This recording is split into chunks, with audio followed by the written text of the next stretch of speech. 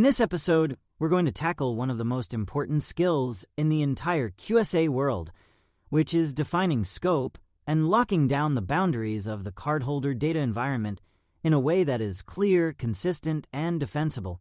If you are brand new to this space, scope can sound like a simple question, like which systems are in and which systems are out, but in real assessments it is one of the most common places where mistakes happen. A small scoping error can quietly expand the assessment later, invalidate assumptions, or create findings that feel surprising and frustrating. The reason scope matters so much is that every requirement you evaluate and every piece of evidence you collect is shaped by it, so scope is not a preliminary step you rush through. It is the frame that makes the rest of your work meaningful. By the end, you should be able to explain what the cardholder data environment is, how boundaries are created, and how a QSA thinks about scope as a structured decision rather than a casual guess. Before we continue, a quick note. This audio course is a companion to our course companion books. The first book is about the exam and provides detailed information on how to pass it best. The second book is a Kindle-only ebook that contains 1,000 flashcards that can be used on your mobile device or Kindle. Check them both out at cyber.author.me in the Bare Metal Study Guide series. The first thing to make solid is what we mean by the cardholder data environment, CDE, because beginners often think it is just the database that stores card numbers. The CDE is the collection of people, processes, and technologies that store, process, or transmit cardholder data, and it also includes any systems that are connected in a way that can impact the security of that data. That second part is where scope becomes tricky, because impact is broader than direct handling. A system might not store card data, but if it can reach a system that does, or if it controls authentication to a system that does, it can still influence the security of the CDE. This is why you will hear the phrase connected to, or can impact security in scoping conversations.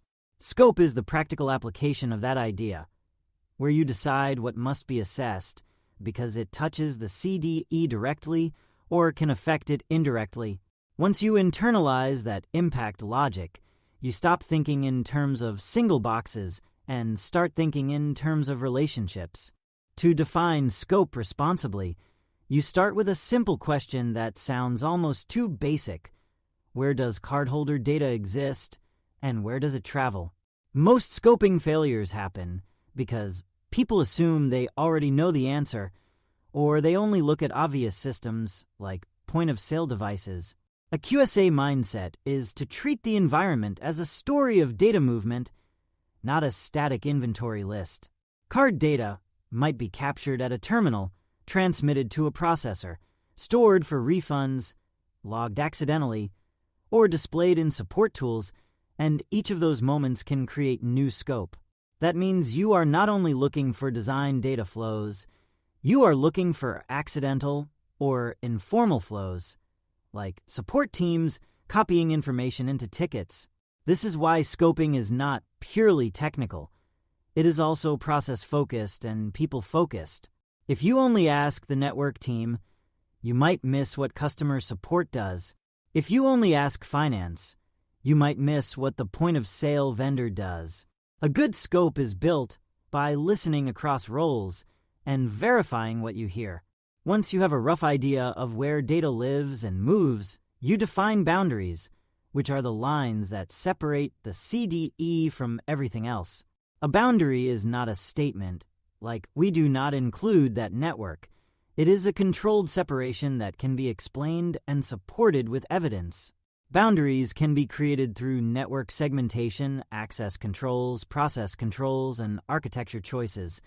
But the key is that boundaries must prevent systems outside the CDE from being able to affect systems inside it. In other words, boundaries are not about naming what you want to exclude. They are about proving that exclusion is justified. For beginners, it helps to think of a boundary like a fence around a garden. Saying there is a fence is not enough. You need to know if it has holes, if the gate is locked, and whether people can climb over it easily. In scoping terms, you need to know whether systems outside the boundary can connect, authenticate, administer, or influence systems inside it. If they can, your boundary is weak, and your scope may need to expand. A common misconception is that scoping is decided once at the beginning and then stays fixed, but in reality, scope is iterative. You start with an initial understanding, you test it with evidence, and you adjust as you discover new connections or processes. This is not a failure. It is a normal part of doing careful work.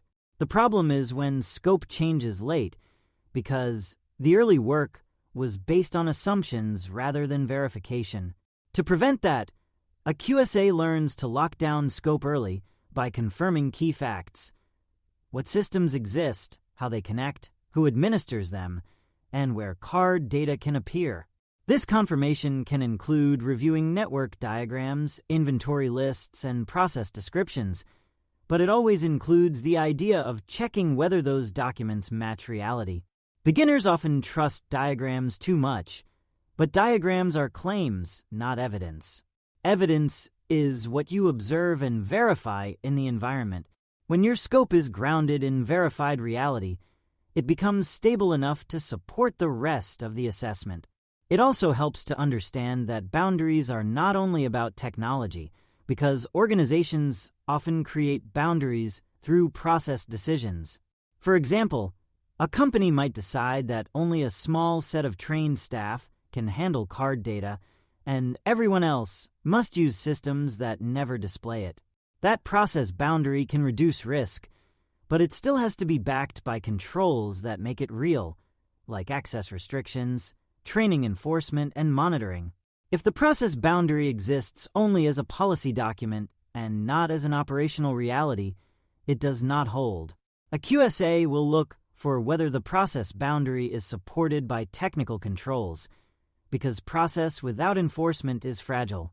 At the same time, technical controls without process can also be fragile, because people find workarounds when workflows are inconvenient.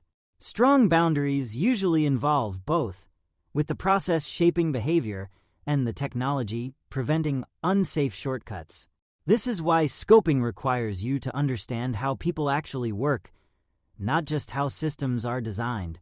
Connected to systems are where scoping debates usually happen, so you should be comfortable with the logic that brings them into scope. If a system can access the CDE, it can potentially be used to attack it, even if it never sees card data directly.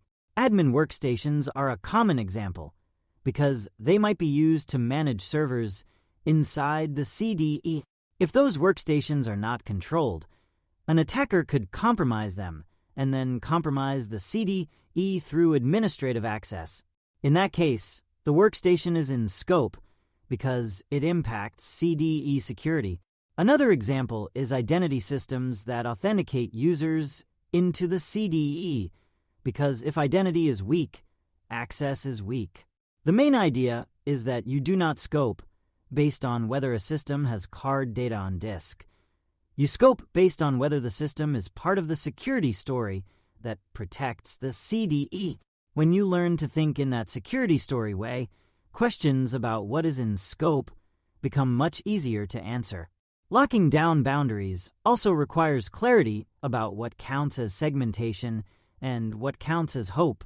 Many environments have logical separations that look clean in diagrams but are not enforced in practice, like networks that are supposed to be separate but share routing rules, shared services, or administrative access paths.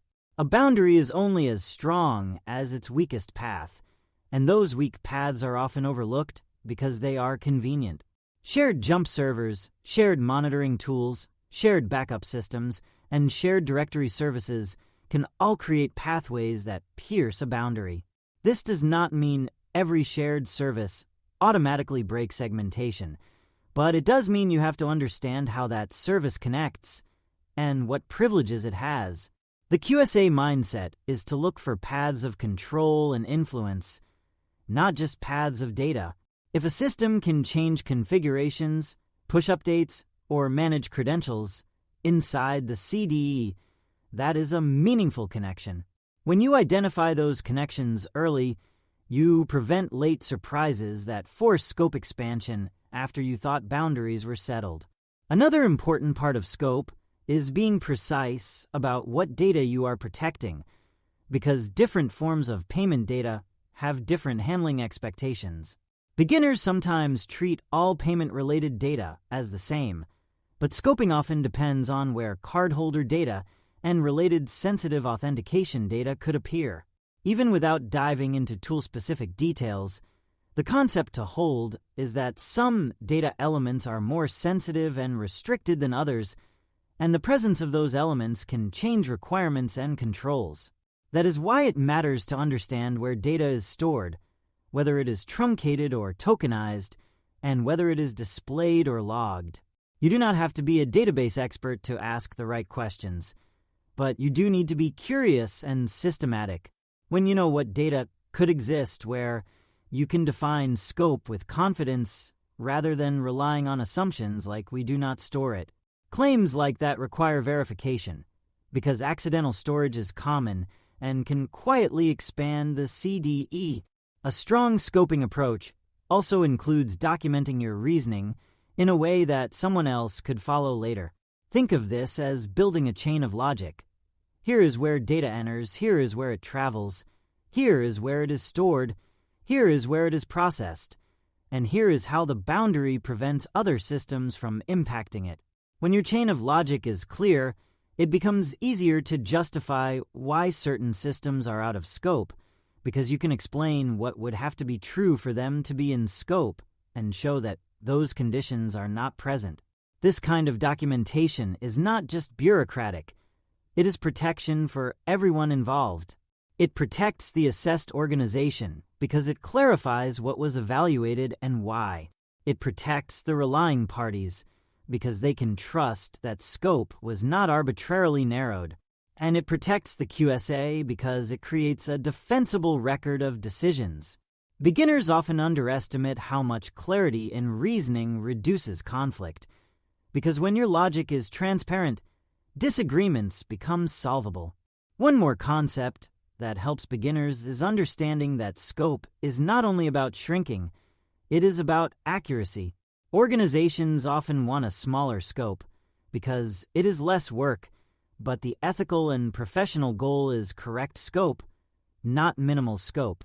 Sometimes the correct scope is small because boundaries are strong and data flows are tightly controlled, and that is a win for security. Other times the correct scope is larger because the environment is interconnected and controls are shared widely, and that is not a personal failure, it is simply reality. A QSA should be comfortable telling that truth, because scope is the foundation of credible compliance.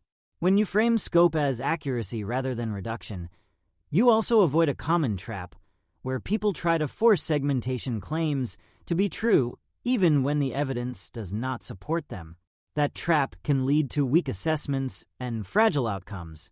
Accuracy keeps you grounded and protects your integrity.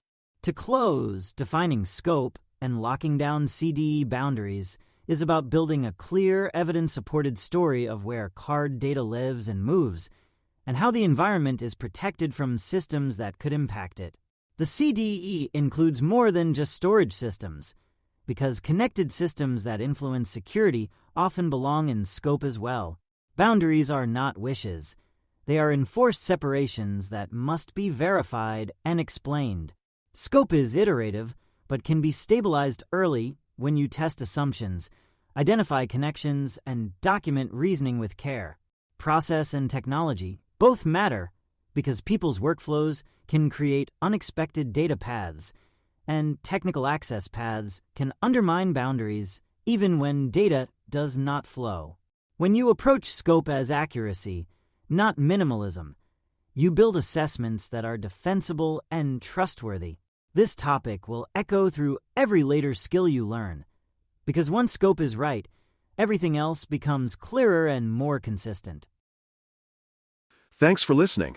For more audio courses, daily newsletters, and more, please visit DailyCyber.News.